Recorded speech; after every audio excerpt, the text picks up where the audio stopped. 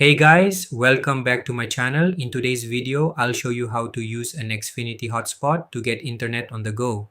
If you ever run out of mobile data or need a quick connection outside, Xfinity hotspots can be a lifesaver. So let's get started step by step.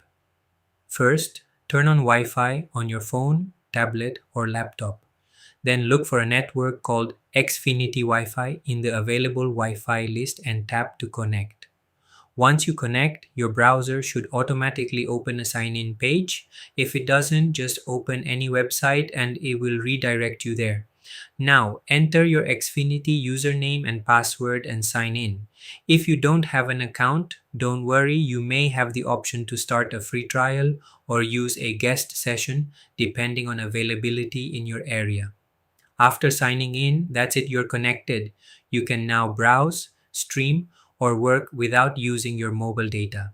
To make things even easier next time, download the Xfinity Wi-Fi Hotspots app. It helps your device automatically connect to secure hotspots whenever they're nearby, so you don't have to log in again and again. And that's how you can easily stay connected anywhere using an Xfinity hotspot.